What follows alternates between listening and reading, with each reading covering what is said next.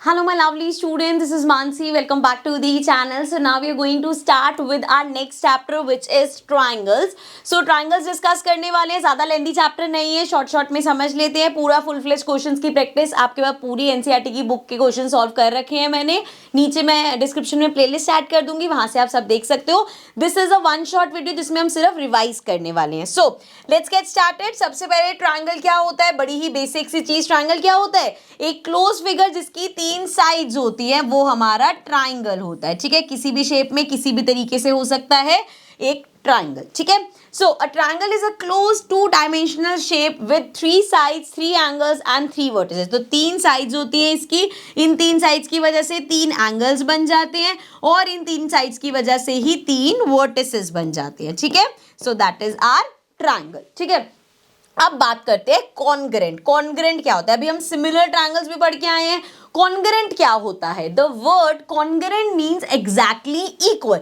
Congruent का मतलब होता है जैसे ये इसका एक जाइरोक्स ट्रायंगल है वो होगा कॉन्ग्रेंट, मतलब ये एग्जैक्टली एक दूसरे के सेम है, इनकी साइज, इनके एंगल, सब चीजें सेम होंगी. ठीक है, so the word congruence means exactly equal in terms of shape and size. In other words, if any two geometrical figures can be superimposed on each other, मतलब ये ट्रायंगल उठा के अगर मैं इस ट्रायंगल के ऊपर लिख दूंगी तो वो एक कंप्लीटली इसको ओवरलैप कर देगा, तो that is they are termed as congruent figures. तो हम उसको कहेंगे कॉन्ग्रेंट फिगर्स हैं. यहाँ पे इस केस में हम कहेंगे वो कॉन्ग्रेंट ट्रायंगल्स हैं.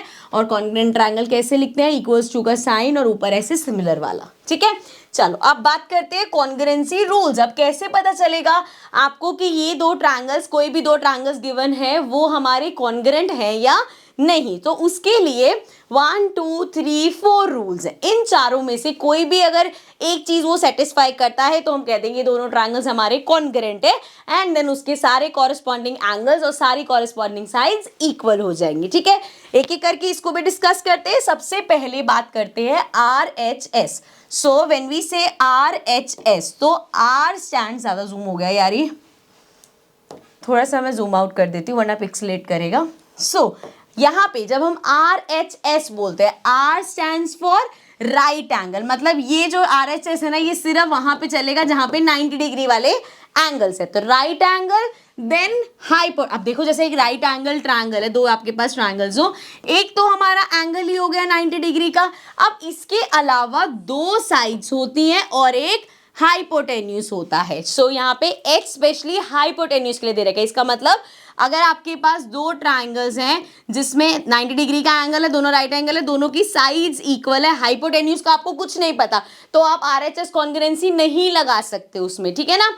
सो RHS, S stands for side, मतलब एक हाइपोटेन्यूस हो जाए, उसके अलावा चाहे ये साइड इसके इक्वल हो, चाहे ये साइड इसके इक्वल हो, कोई भी एक साइड हो तो चलेगा. ठीक है, सो मतलब दो ट्रायंगल्स में क्या क्या होना चाहिए? दोनों में राइट एंगल होना चाहिए, दोनों की हाइपोटेन्यूस सेम होनी चाहिए एंड कोई भी एक साइड सेम होनी चाहिए. तो वहां पे हम अपना RH कॉन्ग्रुएंसी रूल लगा सकते हैं. उसके बाद चलते हैं SSS. ये तो सबसे सिंपल है. SSS में क्या है? दो ट्रायंगल्स दे रखे हैं एंड दोनों की कॉरेस्पॉन्डिंग साइड्स इक्वल है. AB इक्वल है DE के, BC इक्वल है EF के और AC इक्वल है DF के. तो यहाँ पे हम कह सकते हैं बाय SS कॉन्ग्रुएंसी ये दोनों ट्रायंगल्स हमारे कॉन्ग्रेंट. एक बार पढ़ दूं, if three sides of one triangle are equal to the three sides of another triangle then the two triangles are congruent. ठीक है, और कैसे लिखेंगे मैं बता चुकी हूँ.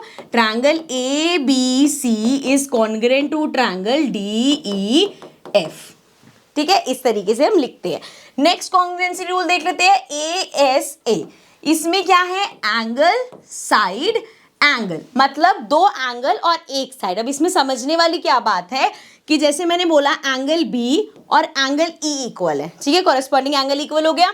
एक मैंने बोला एंगल C इक्वल है एंगल F के. अब यहाँ पे क्योंकि S जो है वो बीच में है तो इसकी इंक्लूडेड साइड देखेंगे, मतलब अगर यहाँ पे AB इक्वल है DE के तो वो नहीं मानेंगे. इंक्लूडेड साइड कौन सी होती है? ये दो एंगल्स की इंक्लूडेड साइड हो गई ये वाली. सिमिलरली अगर इस एंगल और इस एंगल की बात करें, कॉमन साइड कौन सी है दोनों की? ये वाली. तो ये इंक्लूडेड साइड हो गई. अगर आप ये एंगल और ये एंगल A और C की बात करें तो इनकी इंक्लूडेड साइड AC हो गई। तो जब भी ASA ये वाली प्रॉपर्टी हम यूज करेंगे तो दो एंगल और उनकी जो इंक्लूडेड साइड है वो इक्वल होनी चाहिए, ठीक है, तब वो दो ट्रायंगल्स तब वो दो ट्रायंगल्स कॉन्ग्रुएंट होंगे। नेक्स्ट है हमारा SAS। Again S stands for side, A stands for angle and again S stands for side. तो दो साइड एक एंगल, मतलब दो साइड, मान लो ये साइड इसके इक्वल है, ये साइड इसके इक्वल है। अब A कहाँ है हमारा, इन बिटवीन है, तो AB इंक्लूडेड एंगल, मतलब अगर ये साइड और ये वाली साइड्स हैं तो इनका इंक्लूडेड, देखो कॉमन एंगल कौन सा आ रहा है, ना तो ये है ना तो ये है, ये वाला एंगल है। सो ये वाला एंगल ही इक्वल होना चाहिए। इंक्लूडेड एंगल इंक्लूडेड साइड का ध्यान रखना है, ठीक है। सो ये थे हमारी कॉन्ग्रुएंसी रूल्स। इससे इन रूल से हम किन्हीं भी दो ट्रायंगल को कॉन्ग्रुएंट प्रूव कर सकते हैं। अब लास्ट टॉपिक पे आ जाते हैं जहां पे हम एक प्रॉपर्टी देखेंगे। So theorem says angle opposite to equal sides of an isosceles triangle are equal. अब अगर आपके पास एक आइसोसेलेस ट्रायंगल है, हमें पता है आइसोसेलेस ट्रायंगल की प्रॉपर्टी होती है कि उसकी दो साइड्स इक्वल हैं। सो वो बोल रहे हैं जैसे अगर मान लो ये साइड इस साइड के इक्वल है तो इनके ऑपोजिट एंगल्स भी इक्वल होंगे। अब ऑपोजिट एंगल कैसे निकालते हैं, ये साइड का ऑपोजिट एंगल कौन सा, देखो इस साइड से लग के एक एंगल ये है, एक एंगल ये है, तो ये दोनों एंगल के अलावा सामने वाला एंगल, ये एंगल इसका ऑपोजिट एंगल हो गया। सिमिलरली इस ट्रायंगल में इस साइड का अगर आपको ऑपोजिट एंगल देखना है तो इसके सामने वाला एंगल, ये वाला एंगल, ठीक है।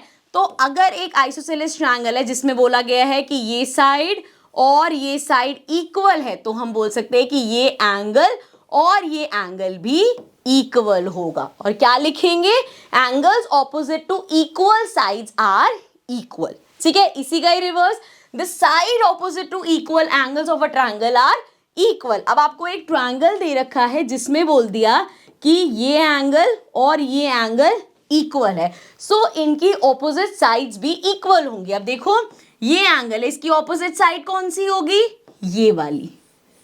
सिमिलरली ये एंगल है, इसकी ऑपोजिट साइड कौन सी होगी, ये वाली। सो दैट मीन्स अगर आपको ये दो एंगल्स इक्वल दे रखे हैं तो ये दोनों साइड्स भी इक्वल होंगी, ठीक है। अब इसी को अगर हमें प्रूफ करना हो, so in triangle ABC the bisector AD of angle A is perpendicular to the side BC. Show that AB is equal to AC and ABC is an isosceles triangle. So क्या कैसे दे रखा है, एक triangle है जिसमें ये bisector का काम क्या होता है, किसी भी एंगल पे, जैसे आपका अगर एक ये एंगल है और यहाँ से बाइसेक्टर आता है और अगर ये एंगल 60 डिग्री था तो मतलब ये एंगल 30 और ये एंगल 30, दो इक्वल पार्ट्स में वो उसको डिवाइड कर देगा। तो ये होता है बाइसेक्टर का काम। नाउ इन ट्रायंगल ABD, ये वाला ट्रायंगल और ये वाला ट्रायंगल, अब यहाँ पे हमें दो राइट ट्रायंगल्स मिल गए हैं एंड दोनों का ही ये भी 90 डिग्री होगा, ये भी, क्योंकि बोला है परपेंडिकुलर है, दोनों 90 डिग्री हैं। सो अब देखो यहाँ पे क्या क्या चीजें मिलेंगी हमें। पहले तो एंगल BAD और CAD, थोड़ा जूम कर दूं, चलो एंगल BAD, ये क्योंकि बाइसेक्टर ने डिवाइड किया, अगर मैं नॉर्मल लिख दूं एंगल 1 और एंगल 2, सो यहाँ से एंगल 1 इक्वल होगा एंगल 2 के, क्योंकि बाइसेक्टर ने डिवाइड किया है। सिमिलरली ये दोनों जो हमारा क्या है एंगल्स हैं, ये भी 90 है, ये भी 90 है, अब इसको भी नेम दे दूं ज्यादा इजी रहेगा, 3 4। सो हम कह सकते हैं एंगल 3 भी इक्वल होगा एंगल 4 के, दोनों ही 90 डिग्री है। इसके अलावा दोनों में एक कॉमन साइड है, मतलब AD। अब AD इक्वल होगा AD के, क्योंकि वो तो कॉमन ही है। सो यहाँ पे मुझे तीन चीजें मिल गई, दो एंगल मिल गए और एक इंक्लूडेड साइड मिल गई। सो मैं क्लियरली बोल सकती हूँ कि ये दो ट्रायंगल जो है, ये ट्रायंगल और ये ट्रायंगल क्या है, एक दूसरे के कॉन्ग्रुएंट है। और अगर कॉन्ग्रुएंट है सो आपको पता ही, अब तो बाकी सारी कॉरेस्पॉन्डिंग साइड्स इक्वल हो ही जाएंगी, तो हम कह सकते हैं AB इक्वल है AC के बाय CPCT, ठीक है। I hope this is clear. So this was our triangles chapter. इसी के ही जो मैंने आपको चीजें पढ़ाई है, इसी के राउंड क्वेश्चंस रिवॉल्व करेंगे। क्वेश्चंस की प्रैक्टिस आप अच्छे से कर सकते हो। I will see you all in the next video. Till then take care and bye bye.